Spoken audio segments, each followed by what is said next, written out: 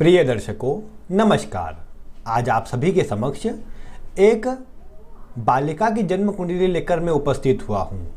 आज इनकी जन्म कुंडली से हम इनके भविष्य, इनके जीवन, इनकी शिक्षा आदि के विषय में इनकी कुंडली से जानेंगे और इनके कुछ जो प्रश्न हैं इनके पिता के, वो भी इन्हीं की कुंडली से हम इनके उत्तर भी ढूंढेंगे। तो आप ध्यानपूर्वक आज की वीडियो को देखिए। कुंडली में बन रहे ग्रह योग, किस प्रकार हम उसका शुभ प्रभाव ले सकते हैं, किस प्रकार हम उसको अपने फेवर में कर सकते हैं, इसी से जुड़े कुछ महत्वपूर्ण जानकारी और महत्वपूर्ण सूत्र मैं आपको बताने वाला हूं। तो आप ध्यानपूर्वक देखिए जिससे आपको सभी जानकारी प्राप्त हो सके।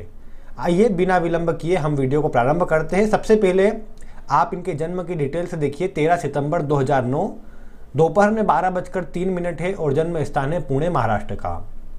इसके आधार पर जब आप कुंडली बनाएंगे तो कुंडली बनेगी वृश्चिक लग्न और मिथुन राशि की। अब देखिए, लग्न और राशि के स्वामी में अगर आप देखें तो मित्रता नहीं है, साथ ही साथ यहाँ जल तत्वीय लग्न है और वायु तत्वीय राशि है। इसका प्रभाव क्या होता है कि अधिक बातें सोचना, कल्पना करना, चिंता करना, और मतलब देखने को अधिक मिला कि व्यर्थ की बातें सोचने का जो प्रभाव होता है वो कई बार अधिक देखने को मिलता है। तो यहाँ पर क्योंकि दोनों का काम क्या है, जल का काम और वायु का काम, दोनों का काम प्रवाहित होते रहना, बहते रहना है। तो ऐसे में ये जातिका या बालिका अधिक मतलब सोचते रहे, अधिक चिंता करते रहे, ये बातें देखने को मिलेंगी। चिड़चिड़े स्वभाव में वृद्धि हो जाए और लग्न और राशि के स्वामी मित्र न होने से जातिका व्यर्थ की कल्पना करे, व्यर्थ की चिंता करे और मतलब क्या करना है क्या नहीं करना है, इस तरह की कन्फ्यूजन जातिका के मन में अधिक रहे। इस तरह का प्रभाव बढ़ता हुआ देखा जा सकता है। यहाँ सिर्फ वृश्चिक लग्न की बात करें तो ऐसे में तो अगर राशि और लग्न की ही बात होती है यहाँ पर वृश्चिक और मिथुन की, तो ऐसे में देखने को मिला कि गुस्सा पानी के बुलबुले की तरह आता है और फिर शांत हो जाता है। लेकिन यहाँ पर ऐसी बात लागू नहीं हो पाएंगी। यहाँ निश्चित ही लग्न तो इनका वृश्चिक ही है, राशि भी मिथुन ही है, जो स्वभाव में परिवर्तनों को दर्शाती है। और गुस्सा थोड़ी देर आए और थोड़ी देर बाद स्वयं शांत हो जाए, मतलब थोड़ी देर में गुस्सा, थोड़ी देर में शांत, इस तरह का प्रभाव मिथुन राशि बताती है। लेकिन चूंकि आप देख पा रहे हैं कि चंद्रमा मंगल दोनों साथ में है, तो जब चंद्रमा मंगल दोनों साथ में होते हैं तो ये बात देखने को मिली कि ये गुस्से को लंबे समय तक बनाए रखते हैं, क्योंकि लग्न पर भी मंगल का प्रभाव है और राशि पर भी मंगल का प्रभाव हो गया। तो जब भी लग्न और राशि दोनों मंगल के प्रभाव में आ जाए तो ऐसे में क्रोध, गुस्सा, चिड़चिड़ा स्वभाव, जल्दीबाजी में कार्य करने का गुण और निडर स्वभाव, सीधे मुंह पर बोल देना, ऊर्जा, एनर्जी बहुत बढ़ जाती है ऐसे में। और यही बातें सब कहीं ना कहीं क्या करती कि जल्दीबाजी में कार्य करने से कार्य में कोई कमी आ जाए, कार्य बिगड़ जाए, इस तरह की बातें देखी जाती है, जो कहीं ना कहीं इनके स्वभाव में थोड़ी अस्थिरता बढ़ा रही है। तो यहाँ पर आवश्यकता है कि इनके चंद्रमा को मजबूत रूप में बलवान किया जाए और मंगल के असर को थोड़ा कम किया जाए, क्योंकि मंगल क्रोध आदि को बढ़ाने का ही काम अधिक करेंगे और कहीं ना कहीं फिर जो अस्थिरता वाला प्रभाव है उसको भी बढ़ाने का काम अवश्य करेंगे। सबसे पहले अगर हम वैसे लग्न की बात करें, उससे पहले मैं चंद्रमा का बता दूं। चंद्रमा यहाँ पर आर्द्रा नक्षत्र राहु के नक्षत्र में है। तो देखिए, राहु के नक्षत्र में बैठा चंद्रमा भी कहीं ना कहीं वही बात है कि थोड़े स्वभाव में चिड़चिड़ेपन के, जिद्दीपन के स्वभाव को बढ़ा देता है। और ऐसे में देखने को ये क्या मिला कि कहीं ना कहीं मन में उलझन बहुत होती है, क्या करे क्या ना करे, इस तरह की बातें बढ़ जाती है। अष्टम भाव में यूं भी चंद्रमा व्यर्थ का भय प्रदान करता है, व्यर्थ की चिंता प्रदान करता है, तो और स्वास्थ्य में भी कहीं ना कहीं गिरावट लाता है। तो यहाँ पर वो बात अवश्य है कि चंद्रमा थोड़ा पीड़ित है, उसको बलवान करना होगा। क्योंकि आप अगर यही चंद्रमा की स्थिति नवमांश कुंडली में जाकर के भी देखते हैं तो आप देख पा रहे हैं कि ये जो चंद्रमा है यहाँ पर शनि के आगे चंद्रमा बैठा हुआ है और राहु के मध्य में है, यानी शनि और राहु के बीच में चंद्रमा है। तो ये भी कमजोर हो रहा है नवमांश में, उसका असर भी इनके जीवन पर पड़ेगा। मन में उलझन, चिंता के साथ में चिड़चिड़े स्वभाव में इनके वृद्धि अवश्य हो जाएंगी। तो उसके लिए चंद्रमा को बलवान करना है। फिर उसके बाद आप देखिए कि लग्न के स्वामी मंगल बनते हैं। मंगल का कुंडली के अष्टम भाव में बैठना, लग्नेश होकर के बैठना, निश्चित ये जीवन काल में संघर्ष को बढ़ाने वाला है। क्योंकि आप जानते हैं लग्नेश 6, 8, 12 भाव में बैठे हो, त्रिक भाव में बैठे हो तो इसे अवयोग कहा जाता है। और अवयोग का प्रभाव ये होता है कि ये जीवन में संघर्ष को बढ़ाने वाला और कहीं ना कहीं अत्यधिक मेहनत को बढ़ाने वाला हो जाता है। वैसे अगर ये मंगल यहाँ छठे भाव में होते तो अपनी राशि में रहते तो कोई खराबी नहीं दे पाते, लेकिन चूंकि अष्टम भाव में है तो ये यहाँ विपरीत राजयोग नहीं बना पाएंगे, क्योंकि स्वयं कमजोर है। ये यहाँ पर स्वयं कमजोर होने के कारण अपना प्रभाव इतना मजबूती से नहीं दे पाएंगे। हाँ, यहाँ पर यह बात जरूर है कि इसका शुभ प्रभाव लिया जा सकता है। अब किस प्रकार लिया जा सकता है वो मैं आगे बताता हूँ, लेकिन फिर भी यहाँ पर अगर देखा जाए तो लग्नेश का अष्टम में जाना जीवन में संघर्ष को अवश्य दर्शाता है। इसके बाद आप देखिए कि यहाँ पर गुरु की बात करें, गुरु यहाँ पंचम भाव और द्वितीय भाव के स्वामी होकर तीसरे भाव में नीच राशि में लेकिन वक्री अवस्था में राहु के साथ बैठे हैं। यहाँ पर निश्चित ही गुरु का प्रभाव अगर कहा जाए तो बल में तो कमी आई है राहु के साथ होने से, लेकिन वक्री हो गए हैं और शनि से तात्कालिक मित्रता भी नहीं है। तो ऐसे में यहाँ ये कहा जा सकता है कि गुरु का फल में थोड़ी मजबूती देखने को तो मिल ही जाएंगी, यानी ये गुरु इनको सही दिशा में आगे ले जाए, भाग्य को थोड़ा प्रबल करने का कार्य करे, जीवन में भाग्य के चलते इनके सभी काम बन जाए, ये सब बातें, और जीवन में सभी सुख संसाधन इनको मिल जाए, ये गुरु इस तरह का कार्य करवाने का कार्य करेंगे और इनको खोजी प्रवृत्ति का बनाएंगे, हर बातों को सीखना, खोजना, जानना, इस तरह का प्रभाव देखने को मिलेगा। हालांकि राहु के साथ है तो पेट संबंधी और पाचन संबंधी परेशानियों से भी ये पीड़ित करने का कार्य कर सकते हैं। इसीलिए यहाँ पर इस गुरु के लिए कुछ उपाय तो करने चाहिए। बाकी ये गुरु को बलवान करना चाहिए, सबसे प्रमुख बात तो ये है।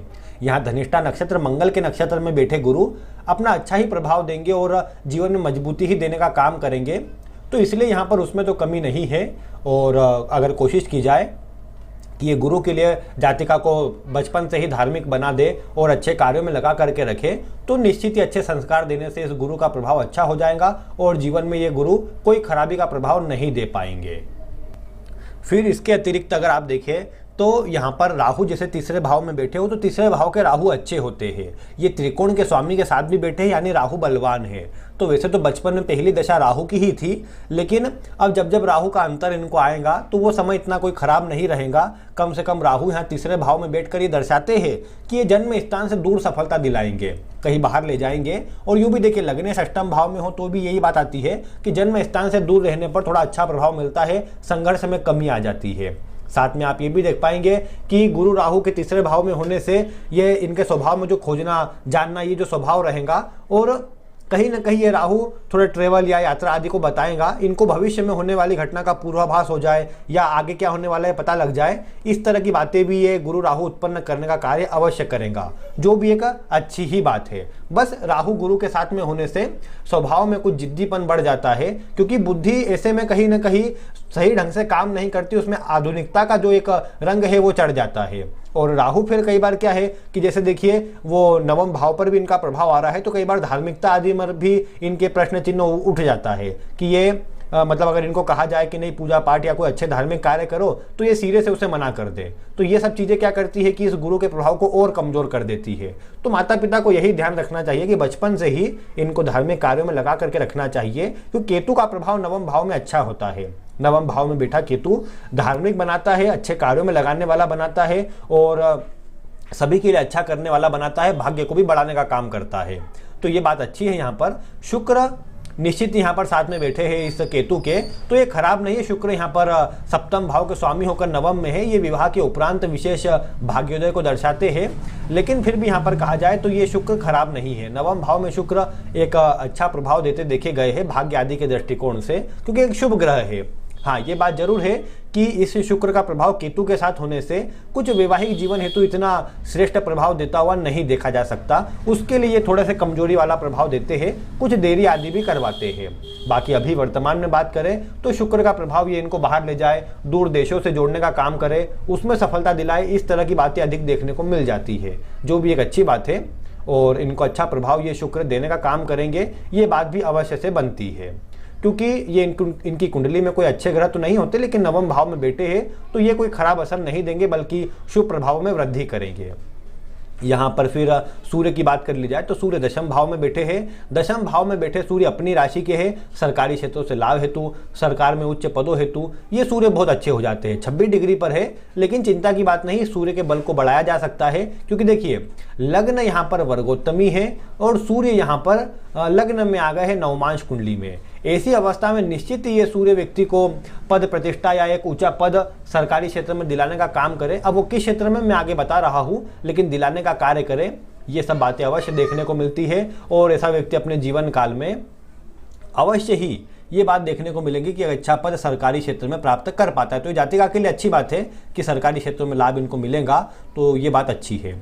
और शनि बुध की बात कर ले, देखिए शनि बुध भी जिस कुंडली में साथ में होते हैं तो ये बात देखने को मिली कि ऐसे व्यक्ति का स्वभाव हर चीज को गहराई तक सीखने का होता है। यानी ये योग रिसर्चर बनाता है, हर चीज़ में गहराई तक डीप नॉलेज को दर्शाता है। और शनि बुध हो तो किसी भी चीज़ को मतलब सोचना विचारना, उस पर मंथन करना, इस तरह की बातें जो है ये शनि बुध उत्पन्न करते हैं। बुध वक्री भी है, शनि यहाँ 0 डिग्री पर अवश्य है, अस्त भी है, मैं आपको बता दूं। लेकिन मैं आपको बता चुका हूं कि शनि के अस्त होने का कोई दोष नहीं होता, शनि अस्त होकर कमजोर नहीं होते हैं, तो ये बात भी कोई ऐसी खराबी वाली नहीं है। हाँ, लाभ भाव में थोड़े मजबूत नहीं है तो लाभ में थोड़ी देरी करवा सकते हैं, थोड़ी मेहनत अधिक करनी पड़े, लेकिन लाभ में कोई कमी शनि नहीं करेंगे। शनि पर गुरु की दृष्टि है तो ये महाधनवान योग बनाता है, तो ये बात भी अच्छी है। बुध के साथ है तो ये अच्छा टेक्निकल ज्ञान वाला भी बनाएगा और साथ ही साथ फाइनेंस से जुड़े सेक्टर में भी सफलताओं को ये बढ़ाएगा, तो उसमें भी कमजोरी की बात तो इनकी कुंडली में नहीं है। लेकिन यहाँ पर जैसे मैंने आपको कहा कि ये टेक्निकल काम में या फिर फाइनेंस जुड़े काम में ले जाएगा, लेकिन मैं कहूँगा कि उस क्षेत्र में जाने की जगह इनके लिए कोई और क्षेत्र यहाँ पर हमने चुनना चाहिए। वो क्यों, मैं आपको बता रहा हूँ। देखिए, यहाँ पर अगर देखा जाए तो इनके नवम भाव के स्वामी चंद्रमा अष्टम भाव में बैठे हैं। पंचम और नवम भाव हमारे ज्ञान बुद्धि विवेक से जुड़ा हुआ है, और साथ ही साथ ये भी दर्शाता है कि हमें इन भावों से कहीं ना कहीं ये बोल सकते हैं कि सॉल्यूशन प्राप्त होते हैं। तो यानी कहने का मतलब कि ऐसा व्यक्ति सभी को कोई परामर्श दे सकता है, सलाह देने से जुड़ा काम है सबसे अच्छा आता है। यानी किसी को भी सही मार्ग दिखाना कि ऐसे नहीं ऐसे करो। अब उसमें भी किस क्षेत्र में, तो देखिए यहाँ फाइनेंस में ये बता रहे, ये बुध शनि गुरु राहु ये फाइनेंस आदि को बता रहे हैं। चंद्रमा मंगल भी अष्टम भाव में बैठकर बैंकिंग या फाइनेंस से जुड़े सेक्टर में वो अच्छे प्रभाव को दर्शा रहे हैं। और वो भी देखने को मिला कि जल तत्वीय लग्न के अंदर कॉमर्स आदि फील्ड ले करके उसमें कोई ज्ञान प्राप्त करना और उसमें फिर सफलता अर्जित करना, ये सरकारी बैंक में जा सकते हैं, आरबीआई आदि की तैयारी करें तो उसमें भी जा सकते हैं, क्योंकि अष्टम भाव बलवान होना चाहिए उसके लिए, और वो योग इनकी कुंडली में है, तो ये अवश्य उसमें जा सकते हैं। लेकिन एक और बात यहाँ पर आ रही है जो ज़्यादा मजबूत मुझे नजर आ रहा है, वो क्या है कि वैसे बैंकिंग आदि में जाए तो ठीक है, लेकिन उसके अतिरिक्त लग्नेश अष्टम भाव में है, उसको यूटिलाइज करना, उसका उपयोग लेना जरूरी है। तो वो कैसे लिया जा सकता है, वो लिया जा सकता है इनको डॉक्टरी के पेशे में जोड़ करके। वो कैसे, अष्टम भाव कहीं ना कहीं सर्जरी ऑपरेशन आदि को दर्शाता है। मंगल छठे भाव के स्वामी भी है जो अष्टम भाव में है। अगर ये किसी प्रकार से डॉक्टरी ये कर लेते हैं, उसमें चले जाते हैं, तो क्या देखने को मिलेगा कि यहाँ पर इनके चंद्रमा मंगल इनको उसमें सफलता को दिखाएंगे। नवम भाव जैसे जो अन्य को सलाह देने की मैं बात कर रहा हूँ, तो डॉक्टरी में अपनी सलाह दे पाएंगे, लोगों को सही ज्ञान दे पाएंगे और लोगों को मतलब लोगों की सेवा भी कर पाएंगे। दूसरे नंबर पर डॉक्टरी आदि सरकारी हॉस्पिटल आदि में भी कर सकते हैं आगे शिक्षा ग्रहण करके, तो ये सब प्रभाव इनको अच्छा देखने को मिल जाएगा अगर ये डॉक्टरी के फील्ड में जाने का प्रयास करें। नवमांश कुंडली भी अगर आप देखेंगे तो जैसे यहाँ पर जो गुरु बैठे हैं ये पंचम के स्वामी ही है। वही बात हो गई फिर से कि किसी को ज्ञान देना हो, सलाह देना हो, कुछ सिखाना हो, वो सब बातें आ रही है। लग्न के स्वामी पंचम में है, सप्तम के स्वामी पंचम में है, ये भी सब उसी बातों को दर्शा रहे हैं। तो इसलिए मैं कहूँगा कि ये ग्रहावस्था इस बात को दर्शाती है कि इन्हें डॉक्टरी आदि के पेशे की ओर इनको बढ़ाना चाहिए, ज़्यादा अच्छा रहेगा। लेकिन देखिए ये सब तो ठीक है, मैंने कुंडली के आधार पर कहा कि डॉक्टरी के पेशे में बढ़ाना चाहिए, लेकिन डॉक्टरी के लिए आप जानते हैं कि शिक्षा बहुत अच्छी होनी चाहिए। अब एक बार आप आइए यहाँ इनके पंचम भाव पर। पंचम भाव पर देखें तो शनि और बुध की दृष्टि है, केतु की दृष्टि है। अगर आप यहाँ पर देखें तो कुंडली के कारक में से किसी भी एक ग्रह की दृष्टि भी नहीं है, तो इसका प्रभाव क्या हुआ कि कहीं ना कहीं कारक ग्रह का प्रभाव नहीं, यानी व्यक्ति को भटकाव का प्रभाव देखने को मिले, ये बात अधिक आ रही है।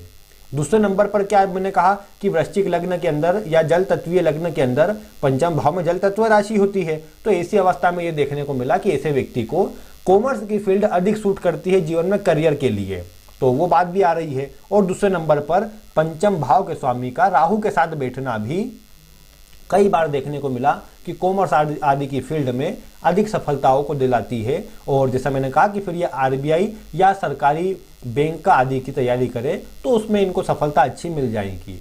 तो अब अगर हमें फाइनल डिसीजन लेना हो कि क्या अच्छा है, तो इनके जैसे जो पिता ने प्रश्न लिखे हैं उसमें पहला प्रश्न यही है कि ये इनकी शिक्षा में मन नहीं लगता। क्यों लगेगा, क्योंकि देखिए यहाँ पर गुरु का जो प्रभाव है वो वीक हो रहा है, आप जानते हैं नीच राशि में, चलिए वक्री है तो नीचे तो भंग हो गया, ऐसी बातें सब आप कहेंगे, ठीक है मैं भी मान लेता हूँ कि चलिए वो तो भंग हो ही गया है। किंतु जो यहाँ पर गुरु राहु के साथ है, राहु अपना फल तो छोड़ेगा नहीं। हाँ, इसमें ये किया जा सकता है कि इनको जन्म स्थान से दूर रखकर कहीं बाहर ले जा करके शिक्षा इनको ग्रहण करवाई जाए, तो वहाँ पर अच्छा प्रभाव इस गुरु राहु का मिलेगा।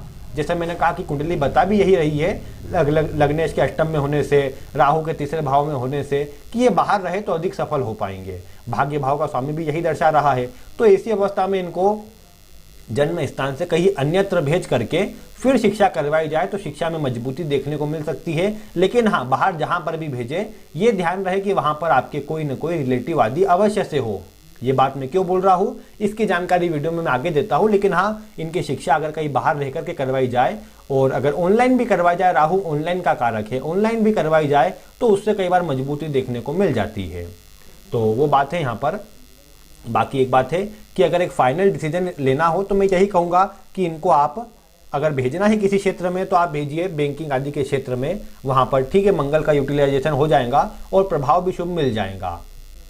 और रही बात पढ़ाई की, तो गुरु को थोड़ा बलवान करेंगे तो पढ़ाई में इनका मन भी लगेगा और ये शिक्षा में अच्छी सफलता भी अर्जित अवश्य कर पाएंगी। तो बाकी बैंकिंग आदि के क्षेत्र में भेजना, कॉमर्स से फील्ड लेकर के आगे भेजना ज़्यादा उचित रहेगा इनकी कुंडली के आधार पर, और उसी में सरकारी क्षेत्र में ये आगे चले जाए, उसके प्रबलतम योग इनकी कुंडली दर्शा रही है। इसके उपरांत आप देखिए कि इनके जो पिता का प्रश्न है वो यही है कि इनका जैसे पढ़ाई में मन नहीं है, वो तो मैंने कहा गुरु को बलवान करने से थोड़ा ठीक रहेगा, क्योंकि देखने को क्या मिला कि जब भी पंचम भाव का स्वामी तीसरे भाव में होता है तो ऐसा व्यक्ति संघर्ष से ही सही लेकिन शिक्षा अपनी ग्रहण करता है, शिक्षा पूरी करके दम लेता है। तो यहाँ पर इनके लिए भी यही बात बन रही है कि भले संघर्ष से सही लेकिन ये अपनी शिक्षा ग्रहण कर पाएंगे, शिक्षा अर्जित कर पाएंगे। तो ये बात यहाँ पर अच्छी है। और गुरु वक्री है तो उससे थोड़ा प्रभाव में मजबूती आ गई है, तो ये बात भी ठीक है, बाहर भेजेंगे तो और अच्छा रहेगा। बाकी फिर इन्होंने कहा कि इन्हें गुस्सा जल्दी आ जाता है, तो ये कहने की बात नहीं है। मंगल का प्रभाव लग्न और चंद्रमा दोनों पर ही है, तो गुस्से का प्रभाव तो ये बढ़ाता है। चिड़चिड़ापन यहाँ पर शनि की दृष्टि से बढ़ जाता है, तो ये सब बातें है ही। और फिर राहु का नक्षत्र भी है, तो ऐसे में ज़्यादा किसी की ना सुनना, सभी को अपने अंडर में लेकर के चलना। यूँ भी देखिए वृश्चिक लग्न का स्वभाव क्या होता है कि ये एकमात्र ऐसा लग्न है जिससे अन्य सभी लग्न वाले इसके अंडर में रहते हैं या फिर अन्य सभी लग्न वाले इसके अनुसार काम करते हैं। तो जातिका का स्वभाव अगर ऐसा ही रहे कि ये स्वयं से मतलब स्वयं के अनुसार सभी को चलाए, तो ये बात में कोई ज़्यादा आश्चर्य नहीं होना चाहिए, क्योंकि वो इनके स्वभाव में रहेगा। और बल्कि ये बात भी है ना कि अगर किसी ने कुछ गलत किया या इनको कुछ कहा तो सीधे मुंह पर जवाब मिल जाएगा उसे, ये बात तय है। फिर वो छोटा हो या बड़ा, उसमें ये इनका मतलब ये इतना मतलब सोच विचार नहीं करेंगे। अभी तो खैर आयु छोटी है, लेकिन फिर भी आगे चल करके भी इस तरह के प्रभाव में अधिक वृद्धि ही होगी, कमी नहीं आएंगी। इसीलिए मैं बोल रहा हूँ कि यहाँ चंद्रमा को बलवान करना आवश्यक है, न केवल भाग्य को बढ़ाएगा बल्कि सौम्य स्वभाव को बढ़ाने का काम करेगा और जीवन में मजबूती लाने का भी ये काम करेगा। तो इसलिए यहाँ पर चंद्रमा को शुभ करना आवश्यक है। इसके उपरांत अगर यहाँ पर देखा जाए तो इन्होंने लिखा है कि अष्टम भाव का मंगल है, क्या कैसा प्रभाव देगा, कैसी क्या स्थिति रहेंगी।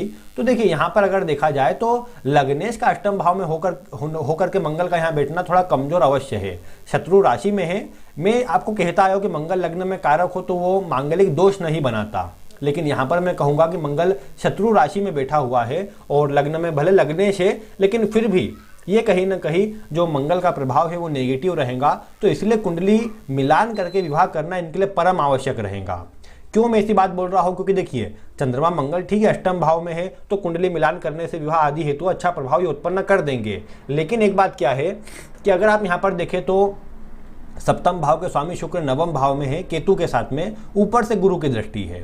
ये प्रभाव कहीं ना कहीं देखिए यहाँ पंचम भाव के स्वामी गुरु है जो राहु के साथ शनि शुक्र पर देख रहे हैं, शुक्र को दृष्टि डाल रहे हैं। ऐसी अवस्था क्या दर्शाती है कि ऐसे में या तो कई बार जो विवाह होता है वो जान पहचान में हो जाता है, पहचान का लड़का हो, पहचान की ही हो, वहाँ विवाह हो जाता है, इस तरह की बात देखने को मिली।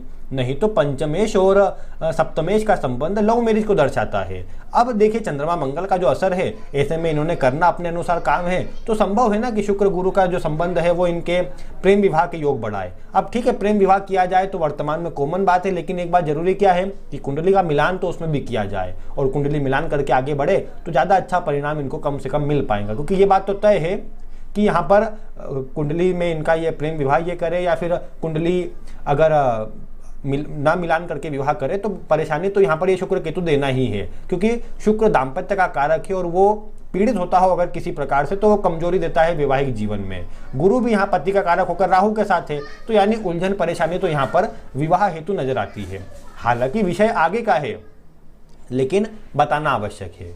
और साथ में फिर शनि भी देखिए किस राशि में है, तो ये राशि है कन्या राशि। कन्या राशि में बैठे शनि क्या दर्शाते हैं, ये दर्शाते हैं कि व्यक्ति को पूर्व जन्म में भी वैवाहिक पारिवारिक सुख इतना अच्छा नहीं मिला है और इस जन्म में भी इसी प्रकार की स्थिति रहेगी। तो ये शनि भी उस बात को तो बता ही रहे कि कहीं ना कहीं वैवाहिक जीवन में कुछ कमजोरी का प्रभाव मिलेगा। चंद्रमा की बात करें तो जो आर्द्रा नक्षत्र है यहाँ पर चंद्रमा का, वो भी इसी बात को दर्शाता है कि ये वैवाहिक जीवन में कहीं ना कहीं स्थिति को कमजोर करेगा, यानी सब प्रकार से वैवाहिक जीवन कमजोर रहेगा। हालांकि पति अच्छा धनवान, अच्छा धन आदि से परिपूर्ण एक अच्छी स्थिति वाला मिले, लेकिन फिर भी दोनों में तालमेल में कमजोरी या वैवाहिक जीवन में परेशानी इससे बढ़े, ये बात ज़्यादा देखने को मिलेगी। इसका शुभ प्रभाव चाहिए तो कुंडली मिलान एकमात्र इसका उपाय है। और विवाह देरी से करना भी एक बात आती है, क्योंकि आर्द्रा नक्षत्र में विवाह जल्दी करने पर वैवाहिक जीवन में परेशानी आती देखी गई है। विवाह नॉर्मली अगर यहाँ पर आप कुंडली के आधार पर देखें तो मैं यही कहूँगा कि लगभग 30-32 वर्ष की आयु के आसपास जाकर के किया जाए,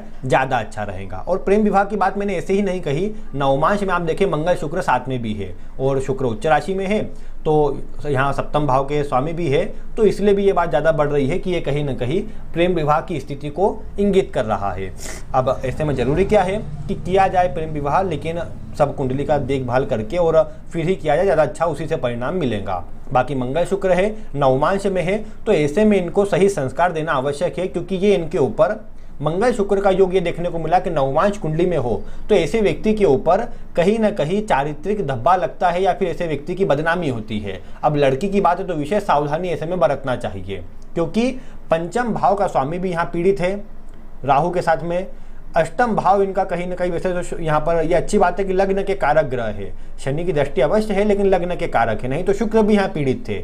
ये अवस्था कहीं ना कहीं ये बदनामी आदि के योग को बढ़ा देती है। ऐसी अवस्था में लग्न लग्नेश को बलवान करना, इनको सही संस्कार देना बचपन से ही ज़्यादा आवश्यक है, जिससे कोई खराब असर इनको जीवन काल में न मिले।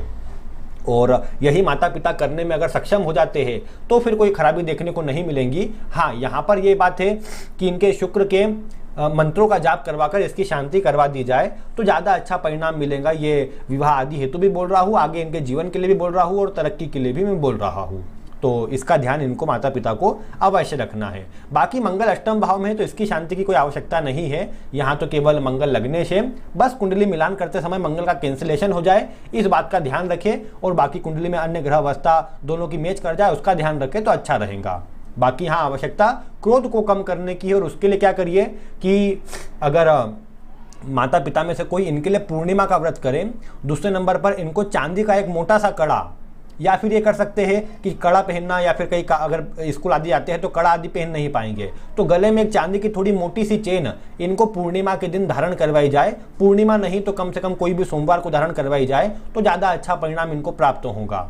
यहाँ पर यह कोशिश करना है कि लाल रंग के वस्त्रों से या फिर अत्यधिक डार्क रंग के कपड़ों से इनको बचाव करवाना चाहिए। इनको हल्के रंग के कपड़े पहनाई जाए, वो सफ़ेद हो, पीले हो, हरे हो, किसी भी रंग के हो, लेकिन हल्के रंग के कपड़े हो तो ज़्यादा इनके लिए अच्छा रहेगा।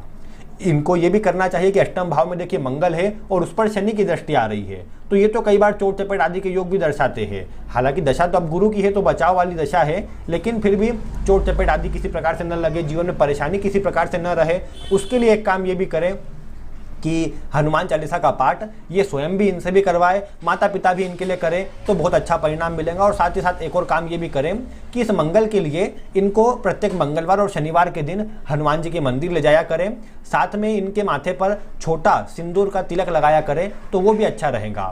और इसके साथ में मैं ये भी कहूँगा कि वैसे तो हनुमान चालीसा करने से बहुत अच्छा रहेगा, लेकिन यही सब कार्य जो विशेषकर मैंने अभी इनमें चंद्रमा मंगल के लिए कहे, चंद्रमा के लिए शिव जी की पूजा, मंगल के लिए हनुमान जी की पूजा अधिक से अधिक करना शुभ प्रभाव देगा। वैसे अष्टम भाव में जब चंद्रमा मंगल होते हैं तो ये इस बात को भी दर्शाते हैं कि जिससे विवाह होगा वो अच्छा धनी परिवार रहेगा, धन आदि वहाँ से भी प्राप्त होने की जो स्थिति है बहुत अच्छी नज़र आ रही है। तो ये कोई खराबी की बात नहीं है, बस जैसा मैंने कहा कि शुक्र थोड़े कमजोर है, उसका पूजन आदि करवा दे, उसके मंत्रों का जाप करवा दे तो ज़्यादा अच्छा परिणाम रहेगा, कोई खराबी का असर देखने को नहीं मिलेगा।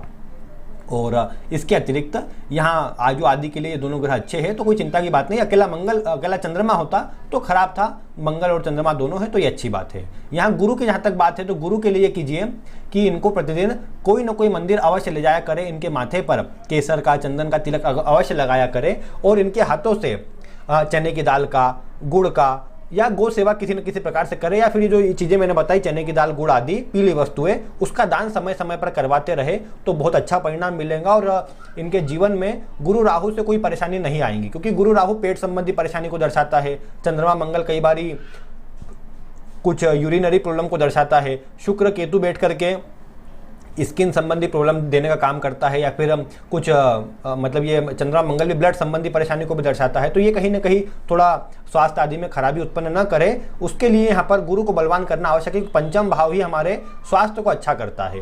तो यहाँ पर केवल ये कोशिश करिए कि गुरु यहाँ पर बैठे हुए कमजोर हो रहे हैं, तो शिक्षा आदि के लिए भी इसको बलवान करना चाहिए। और ये करना चाहिए कि प्रतिदिन किसी मंदिर में लेकर के जाए, चने का, गुड़ का और पीली वस्तुओं का दान समय समय पर करते रहे। गौ सेवा हेतु पूर्णिमा और अमावस्या के दिन किसी भी गौशाला आदि में गाय को हरा चारा डलवा दिया, ऐसा काम करने से भी इनको अच्छा परिणाम मिलेगा।